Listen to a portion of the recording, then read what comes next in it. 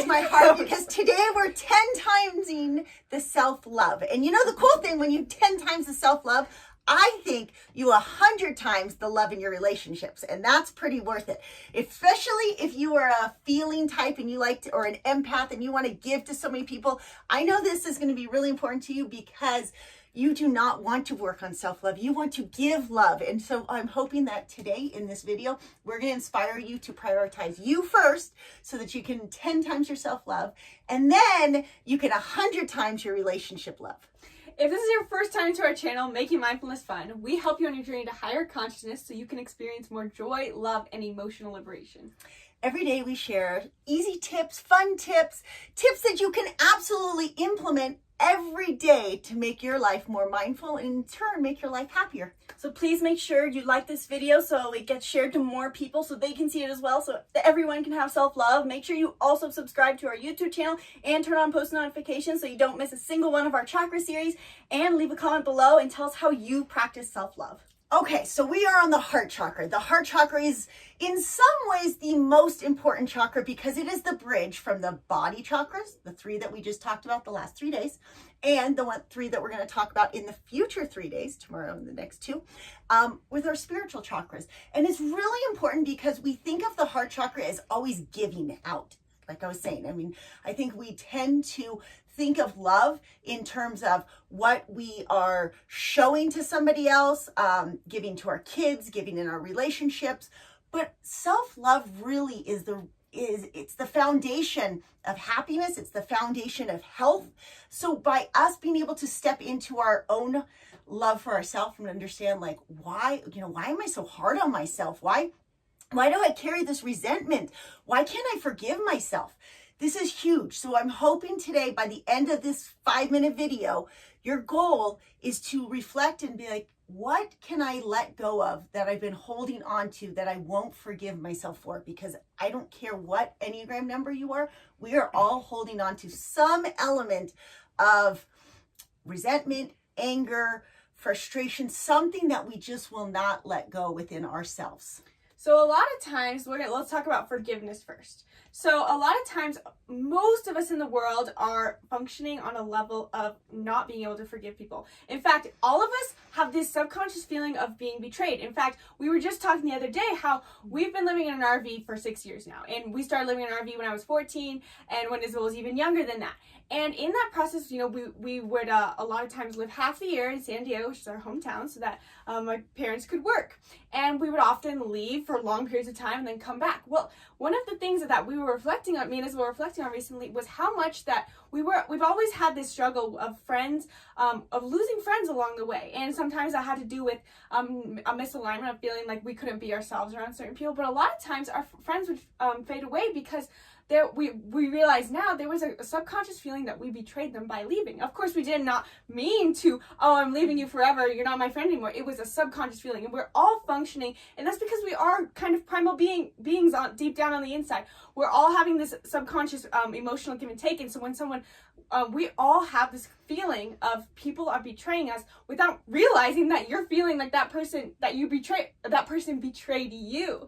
And so in order to move past that, we have to forgive and empathize that person probably feels like we do. And all of us are holding a sense of betrayal with other people in our lives.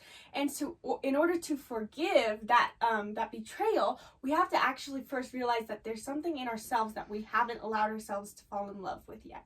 And I know Isabel needs to turn really quick because Gabby went through that really, really fast. I'm going to tell you, like, what she just said is so important and it's so true, but probably if you're like, no, I don't get it. What did she say? Like, that was so powerful. It's really a subconscious programming that we're not aware of. This feeling of betrayal, of feeling like it'll come across more as like jealousy. It can come across as anger. Anger is typically an unfulfilled desire. Well, we have an unfulfilled desire because we tend to be programmed like what's fair or judging, like, oh, you get more. I mean, we have my son Jariah, who's like always everything has to be equal, and if he doesn't get it equal, he's like subconsciously feels betrayed. I'm not as important. Well, you can imagine how that's stacked over the years of society, of these control elements that we have in the world. And so what Gabby was saying about that, like if we're holding this anger and don't even realize it, so notice, like, is there someone who's pushing you out of their life, or is there somebody who you're pushing out of your life? And are you pushing them out because truly they're not helping you be your highest self? Or there's this feeling of like, well, it's not fair. You get to, like, you're rich. You get to buy whatever you want. You're, everything's been easy for you. You're healthy. You're thin. You're whatever stigma we put on that. Guess what? That like puts like all these layers of concrete on our heart chakra. And then all of a sudden a decade goes by and you can't even, like, you don't even know where to start chiseling away at that. Yeah. I have a lot of thoughts on that, and I'm just trying to think of how I can string them all together. But I'm just going to start anyway. But another thing about the heart chakra too is not only is it anger, but the anger is also tied to a sense of guilt. I've seen so many people who have such bad heart chakras, and I mean, including myself, I've dealt with this, is that there's always a feeling of guilt that is tied to the anger, and it's because we don't know how self-love. And so what happens is that we build up this anger about things, and then we don't set the boundary of what we need because we feel guilty. We feel guilty towards other people, that you're not enough, that you feel other people's emotions, especially for empaths. You feel other people's emotions and you feel like, oh, how can I possibly not give my all to this person without feeling like I'm a terrible person? Like it's so hard to set that boundary. So self-love is so important because of that, and noticing if you feel that sense of guilt when you're showing up for other people and that you're not setting that boundary, because heart chakra is 50% self-love and 50% love for others. It's a cycle. You have to keep the balance.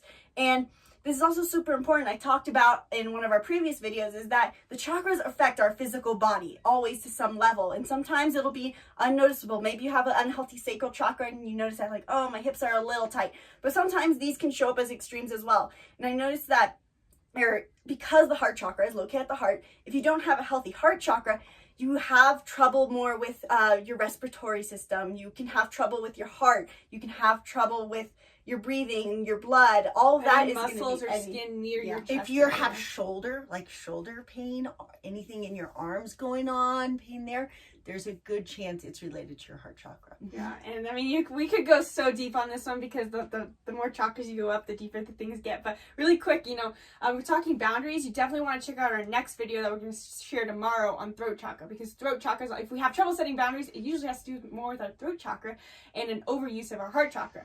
But we'll save that for tomorrow. And then guilt, a lot of times, has to do with your sacral chakra. It's worth reflecting on both. So check back on the sacral chakra video to find out how to balance that, because a lot of times we feel guilty because we don't believe we're worthy, so we need to prove our worth through giving. Yeah. So today, make sure you find a way to practice self-love and balance out that heart chakra. So what can you do today to show yourself that you love yourself? Maybe it's gratitude journaling. I love doing gratitude journaling or a gratitude meditation where you just say, oh, I love my physical body. I'm so thankful for my physical body. I love my mind. I'm so grateful for it. Going through each layer and being grateful for your being as it is, and doing things that nurture your physical body and emotional body and all your koshas, really. So what can you do today? Maybe it's, oh, you love painting, you haven't done that in a while. Do something for yourself. Run, go for a run, move your body. Also, opening the heart chakra has to do with getting your lungs pumping, getting your heart pumping. So do something that gets your heart pumping, whether it's a run or a hike. Get out in nature. All these things are great for your heart chakra and help you practice self-love. All right, we will be back tomorrow with more ways to 10 times your communication. The last thing to tie up the heart chakra, again, like we mentioned, go back to the lower ones. If you're feeling that resentment, that guilt, that I can't forgive myself, it's usually a good indicator that you're not listening to like, what's my individuality? What do I really like? And what am I not doing myself? So maybe today's your inspiration to script out your future self. Maybe you forgive yourself by saying like, yeah, I should have taken that job offer when it came, and I'm going to script out how like the next time that job offer comes, I am absolutely saying yes, even though I don't know how I'm going to afford the houses in that new city. I don't know if I'm going to make new friends. All these things that you're going to subconsciously tell yourself why you shouldn't do it, script it out now. Like, I am going to do this. I'm going to take the next step, even though I don't know what all 10 steps are after that.